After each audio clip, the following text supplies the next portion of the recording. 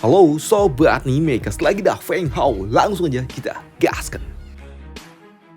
Mereview sedikit dari part sebelumnya, Feng Hao yang kini melanjutkan pertualangannya. Kali ini dia pun tiba di sebuah kota kecil. Dan ketika dia sedang makan malam, dia pun bertemu dengan seorang gadis kecil, cucu pemilik dari toko makanan ini. "Kakek, kenapa tokonya belum tutup? Ini sudah larut malam, kek," ujar dari gadis imut ini. "Ah iya, Sisi, kembalilah ke kamar, biar kakek tutup pintunya," ujar dari kakek tua ini. Tapi di sini gadis kecil ini dia pun enggan untuk kembali ke kamarnya dan akan kembali nanti setelah toko ini beneran tutup. Dan itu juga membuat kakek tua ini dia pun akhirnya harus memaksa cucunya untuk kembali tidur karena ini sudah cukup malam.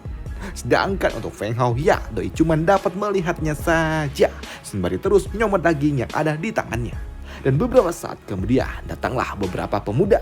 Dan ternyata mereka adalah rombongan dari tuan muda anak dari tuan kota. Namun jelas seperti biasa para tuan muda ini mereka selalu saja bersikap arogan dan kesal hanya karena mereka tidak disambut ketika mereka datang memasuki kedai nasi ini. Maafkan orang tua ini tuan, silakan tuan, Anda mau minum apa tuan?" Sambut dari kakek tua itu sembari tubuhnya gemetar. Sepertinya kakek tua ini dia ketakutan dengan rombongan tuan muda itu. "Ya, aku ingin anggur dan juga daging, serta jangan lupa kami ingin Nona Sisi. Dia datang untuk menemani kami makan. Jika tidak, kau tahu toko ini benar-benar akan hancur," ujar dari Kroci ini. Namun sayangnya untuk kakek tua ini yang telah kehabisan bahan makanan membuatnya berujar, Tuan, maafkan saya, kami sudah kehabisan menu makan malam." Mendengar hal itu di sini, Kroci ini dia pun kesal. "Apa? Kau kehabisan daging? Kau begitu apa yang dia makan, ha?" Ujar dari si Kroci ini merujuk kepada Feng Hao yang saat ini dia sedang ngunyah. "Maaf tuan, anak itu sejujurnya dia membawa makanan dari luar." Mendengar hal itu tentu saja tidak dapat diterima oleh salah satu penjaga dari tuan muda ini. Karena itu tidak masuk akal membawa makanan dari luar masuk ke dalam rumah makan. Orang tua, kau benar-benar ingin membuat tuan mudaku murka kah? Namun keributan yang terjadi di tempat ini tentunya dapat didengar oleh Nona Sisi yang kini dia kembali keluar dari dalam kamarnya. Pergilah kalian dan jangan ganggu kakekku. Dan jika kalian ingin makan, kalian bisa pergi mencari tempat makan lainnya, ujar dari Nona cantik ini yang ingin mengusir rombongan tuan muda itu.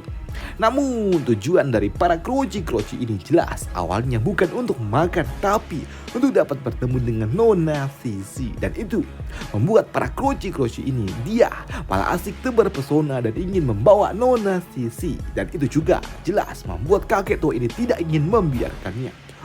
Tuan, kumohon, Nona Sisi, dia tidak bisa keluar. Ini sudah larut malam, tuan."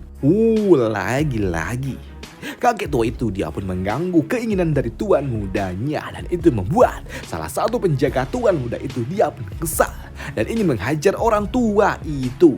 Namun dalam sekejap mata meluncurlah sebuah sumpit kecil yang mendarat tepat langsung mengenai tangan dari Kroci itu dengan akurat. Siapa yang berani melakukan ini?" ujar dari Kroci ini. Dan jelas yang melakukannya siapa lagi yang ada di tempat ini selain Feng Hao tentunya. Melihat Feng Hao yang berani melakukan hal gila ini membuat Feng Hao dia tidak lepas dari sebuah masalah. Dan ketika Feng Hao dia akan digampar yang ada malah tangan si Kroci itu ditangkap oleh Feng Hao dan dengan sangat mudah Feng Hao dia pun memutarkannya, melumpuhkan pergerakan dari para bocah-bocah ini dan membantingnya layaknya sebuah karung beras yang tidak berarti. Dan itu membuat mereka semua langsung tersungkur. Ini menyakitkan, cepat habisi bocah itu, ujar dari Kroci ini setelah dia dihajar oleh Feng Hao. Dan tentunya kini Feng Hao dia harus terlibat di dalam sebuah perselisihan dengan para kroci-kroci ini. Namun jelas dengan kemampuan yang dimiliki oleh Feng Hao, para sampah-sampah ini bukanlah sesuatu yang mengkhawatirkan. Karena memang dengan sangat mudah Feng Hao menghajar mereka satu persatu tanpa harus mengeluarkan energi ki miliknya. Melihat para bawahannya dapat ditumbangkan dengan sangat mudah, membuat Kroji ini dia pun langsung keringat dingin. Karena dia tahu dirinya tidaklah mungkin dapat menang dari bocah yang ada di hadapannya itu. Apakah anak ini dia adalah seorang kultivator? Anak itu dia dan itu ya, tuan muda ini dia hanya dapat gugup dan itu membuatnya berujar, siapa kau? Bagaimana bisa kau berani denganku? Aku ini tuan muda. Sembari menarik kerah dari Kroji ini, Feng Hao dia berujar, tuan muda apaan? Bodoh amat. Aing gak peduli, keluar kau dari tempat ini atau aku benar-benar akan menghancurkan biji kehidupanmu. Pergi. Ujar dari Feng Hao mengusir para kroci ini dari kedai nasi ini. Dan ya, perginya para kroci ini dan cucunya tidak dibawa pergi oleh para kroci itu jelas membuat kakek tua ini dia berterima kasih kepada Feng Hao. Tuan muda, terima kasih. Iya, tenanglah kek. Ini cuma masalah sepele kok, sambut dari Feng Hao. Di sini Feng Hao dia juga bertanya, ya kek, tapi ngomong-ngomong kenapa kedai ini sepi sekali sih? Cuman ada kalian berdua yang menjaganya. Ya, di sini kakek tua ini dia pun menjelaskan kalau awalnya toko ini tidak cuma mereka berdua lah yang menjalankannya, tapi masih ada dua orang lainnya lagi, yaitu putranya dan juga menantunya. Hanya saja mereka telah pergi menghilang sejak 10 tahun lalu. Dan untuk Sisi, ya dialah yang membantuku selama ini menjalankan toko ini. Dan karena kecantikannya lah, ketika dia pergi keluar tanpa sengaja dia telah memancing tuan muda itu yang selalu saja menimbulkan masalah untuk toko kami. Ujar dari kakek tua itu yang membuat gadis kecil ini dia pun merasa bersalah. Kakek, maafkan aku kek, aku berjanji untuk tidak pergi keluar lagi kek. Ujar dari gadis cantik ini yang merasa bersalah karena memang kecantikan yang dia miliki. Baiklah, aku mengerti. Dan untuk mereka, para kroci itu, mereka siapa? Tanya dari Feng Hao. Ya, di sini kakek tua itu dia pun menjelaskan kalau mereka itu adalah tuan muda dari keluarga tuan kota. Dan mereka juga memiliki sebuah hubungan dengan sekte Surabaya. Nah, disclaimer nih cuy, ini translate Englishnya memang Surabaya ini, waduh. Tapi masa iya Surabaya?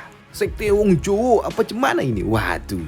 Apa mungkin di Cina sana ada perkumpulan orang-orang Surabaya gitu? Jadi ada klan Surabaya. Waduh. Jadi ya udahlah, gue ikutin translate Inggrisnya aja ya cuy ya. Tetap Surabaya, tapi gue singkat aja jadi Boyo. Oke? Sekte Boyo. Waduh. Aduh, Boyo ini pinggang. Oke, lanjut. Di sini kakek tua itu dia juga mengatakan kalau Feng Hao telah menyinggung orang-orang dari sekte Boyo dan pasti mereka tidak akan membiarkan Feng Hao begitu saja. Namun untuk Feng Hao ya doi mah bodoh amat, karena memang Feng Hao dia berencana untuk tetap tinggal di kota ini untuk sementara waktu, karena memang tempat ini cukup dekat dengan tempat yang dia tuju, yaitu area terlarang. Dan melihat kakek tua ini yang sepertinya sudah tua dan sakit-sakitan, di sini Feng Hao dia pun memberikan sedikit perawatan di tubuh orang tua itu sembari dia berujar, ya, tidak pakai, kau tidak perlu khawatir, aku akan baik-baik saja, sambut dari Feng Hao. Dan keesokan harinya, Feng Hao dirinya yang masih turu, doi pun mendengar suara keributan di luar area penginapan. Karena memang saat ini di luar area penginapan ternyata sudah ramai. Mereka adalah orang-orang dari tuan muda Kroci yang tadi malam habis ditonjok oleh Feng Hao. Dan jelas mereka datang untuk mencari Feng Hao tentunya untuk membalaskan dendam. Cepat, suruh orang itu keluar, jika tidak tempat ini akan kami hancurkan. Dan jelas mencari sebuah keributan dengan dirinya. Di sini Feng Hao dia pun datang dan bersiap untuk memberikan para kroci ini sarapan yang menyakitkan. Ternyata kalian lagi rupanya. Kalian lagi-lagi minta dihajar rupanya. Sambut dari Feng Hao. Melihat Feng Hao yang berani muncul, di sini kroci ini dia berujar kepada para bawahannya. Cepat, habisi anak itu dan aku akan memberikan kalian 100.000 koin emas. Maka dari itulah para sampah-sampah ini mereka pun datang mencoba menerjang Feng Hao dari depan dan langsung mengarahkan tinjunya. Namun yang ada malah Feng Hao memberikan salam selamat datang. Dan dalam sekejap mereka semua langsung tumbang. Gila. Siapa bocah itu? Ujar para penduduk sekitar yang melihat kemampuan Feng Hao yang edan, yang dapat menghancurkan para preman-preman itu dengan sangat mudah. Namun di sini ada orang tua yang tidak terima para bawahannya dihajar seperti itu. Dan itu juga membuat Pak Tua ini kini dia pun langsung datang menghampiri Feng Hao sembari melepaskan aura bertarungnya. Dan jelas melihat aura itu membuat mereka, kakek dan juga cucu perempuannya, mereka pun takut kalau Feng Hao akan kenapa-napa. Kakek, apakah kakak Feng dia akan baik-baik saja kek? Ujar dari Sisi. Karena benar saja ketika Pak Tua Kumis itu dia melepaskan serangan ke arah Feng Hao di sini, Feng Hao dia pun sama melakukan hal yang sama yang membuat kini keduanya beradu kekuatan satu sama lain sebelum orang tua itu dia langsung tersungkur serta diberikan salam penutup dengan jarum spirit milik Feng Hao untuk dapat mengakhiri pertikaian ini. Apa? Bagaimana mungkin ini bisa terjadi? Ujar dari Kroci ini sembari keringat dingin yang terus mengalir di kepalanya. Dan melihat Feng Hao yang datang mendekatinya membuat Kroci ini dia tambah panik dong. Tolong, kumohon tolong, jangan, ujar dari Kroci ini sembari berlutut gemetar ketakutan. Bahkan ya, doi sampai keluar semua air yang ada dan ya alias terkencing. Waduh. Sungguh memalukan. Sungguh tuan muda yang memalukan, ujar dari para penduduk yang menyaksikan hal memalukan ini. Sedangkan untuk Feng Hao doi mah bodoh amat dan dia berujar, "Hei, sekarang di mana? Di mana rumahmu? Katakan, atau kau benar-benar akan kehilangan segalanya." Ancam dari Feng Hao yang membuat kini Kroci ini dia mau tidak mau dia harus menunjukkan kediamannya yang ada di balik tembok besar itu. Dan kini Feng Hao dia pun menyeret si Kroci ini untuk kembali ke rumahnya untuk membahas soal bisnis. Dan beberapa saat kemudian kini kakek tua penjaga toko dia pun dikejutkan ketika dia mendapatkan seorang tamu yang datang ke tokonya membawa semua barang-barang berharga. Apa ini? Yo, ini adalah bahan-bahan makanan untuk toko Anda. Semua bahan-bahan makanan, perlengkapannya ada di sini. Ujar dari para akang-akang yang ada di pasar. Dan jelas ini semua adalah hadiah yang disiapkan oleh Feng Hao untuk toko tua ini. Dan tentunya apa yang diberikan oleh Feng Hao jelas membuat mereka senang. Tuan muda, orang tua ini mengucapkan terima kasih kepada tuan muda. Tapi Anda tahu kan kalau Anda tidak mungkin ada di tempat ini untuk selamanya. Dan jika Anda telah tidak ada di tempat ini, saya takut. Ya, tenanglah, aku paham maksudmu, kek. Aku akan mengajari Nona Sisi untuk belajar seni bela diri. Ucap dari Feng Hao yang membuat Sisi dia senang. Apa? Benarkah? Kau ingin mengajariku? Kakak Feng? Ya, tentu saja. Aku akan melatihmu karena aku dapat melihat kalau kau memiliki sebuah bakat yang sangat luar biasa. Kau memiliki atribut kayu dan tentunya kau harus berlatih, jika tidak bakatmu akan sia-sia. Dan itu tentu saja membuat Sisi dia sangat senang. Dan kini setengah bulan kemudian setelah Feng Hao dia melatih Sisi tentang teknik seni bela diri, di sini Feng Hao dia pun tahu kalau kini sudah saatnya bagi dirinya untuk pergi dari kota ini untuk kembali melanjutkan perjalanannya. Namun ketika dia akan kembali ke kediamannya untuk mengucapkan selamat tinggal, dia pun melihat ada dua orang penjaga yang telah menunggu di depan kedai milik kakeknya Sisi. Hei, kenapa lampu penginapannya masih menyala dan siapa dua orang itu? Maka dari itulah di sini Feng Hao dia pun bergegas untuk kembali. Dan begitu Feng Hao dia ingin memasuki tempat ini, dia pun dihentikan oleh dua orang penjaga yang memang saat ini cukup kuat. Mereka ada di ranah Wuzong tingkat puncak. "Hai, berhenti!" ujar dari kedua penjaga. Namun di sini untuk mereka berdua tentunya tidak mungkin dapat menghentikan Feng Hao yang ingin memaksa untuk masuk. Namun begitu Feng Hao dia memaksa untuk masuklah, dia menemukan Sisi. Dia bersama dengan dua orang dewasa. "Kakak, kau telah kembali, Kak," sambut dari Sisi yang memang saat ini dia terlihat tidak seperti sedang terancam. Dimana Sisi dia juga langsung menyambut Feng Hao dan dia memperkenalkan Feng Hao kepada dua orang dewasa itu. "Ayah, ibu, dia adalah kakak Feng yang aku ceritakan sebelumnya," ujar dari Sisi yang membuat Feng Hao dia bingung. Apa? Ayah, ibu, jadi ya, aku adalah orang tua dari Sisi. Dan terima kasih karena kau telah menjaga putriku. Ujar dari orang tua ini yang membuat Feng Hao dia pun sadar kalau orang tua itu dia sangat kuat dan kekuatannya kira-kira ya setara dengan emas tertentu. Pikir dari Feng Hao yang dapat merasakan aura milik petua itu. Dan untuk nyonya yang ada di sebelahnya, ya dia juga tidak kalah kuat. Setidaknya dia dari auranya dapat dirasakan kalau dia ada di ranah Wuzun tingkat puncak. Di sini Feng Hao juga tahu kalau di dinasti Di Jin terdapat ribuan sekte dengan latar belakang yang berbeda-beda, kurang lebih miriplah dengan Gunung Sain, di mana di tempat ini terdiri dari satu pimpinan utama yang disebut sebagai Holy One yang ada di puncak dan disusul di bawahnya dengan 6 kekuatan utama dan di bawahnya lagi ada ribuan sekte-sekte lainnya. Dan di sini untuk bapaknya Sisi dia memperkenalkan kalau istrinya adalah anak dari seorang tetua yang berasal dari sekte bintang yang merupakan salah satu dari 6 kekuatan utama yang ada di dinasti Di Jin. Ya, itu benar. Sambut dari Pak Tua ini di mana dia berujar kalau tujuannya datang ke tempat ini adalah untuk kembali menjemput putrinya untuk dibawa kembali ke tempat asalnya, yaitu istana ataupun ya sekte bintang. Dan di sini untuk Sisi jelas dia ingin kembali bersama Feng Hao tentunya. Ayah, ibu, apakah kita bisa membawa kakak Feng bersama dengan kita? Ya, tentu saja. Tapi kau harus mendapatkan persetujuan dulu dari Tuan Feng tentunya.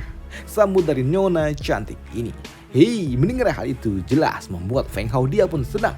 Karena jelas di sekte bintang, aku bisa mendapatkan sumber daya kultivasi yang sangat luar biasa yang tidak bisa aku dapatkan dari Gunung Sain.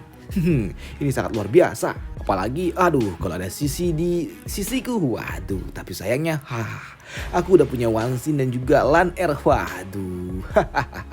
Jika tidak, Sisi ini, bungkus juga nih, waduh. Pikir dari Feng Hao. Namun karena di sini ada misi yang harus dilakukan oleh Feng Hao untuk saat ini, Feng Hao dia pun tidak mungkin dapat pergi ke sekte bintang dan itu membuatnya berujar, terima kasih. Aku Feng Hao mengucapkan terima kasih atas kebaikan dari Tuan dan juga Nyonya. Hanya saja ada hal yang harus aku lakukan untuk saat ini. Jadi ya dengan berat hati aku tidak bisa ikut bersama dengan kalian ke sekte bintang. Sambut dari Feng Hao. Di sini Feng Hao dia juga berujar, Sisi, tenanglah.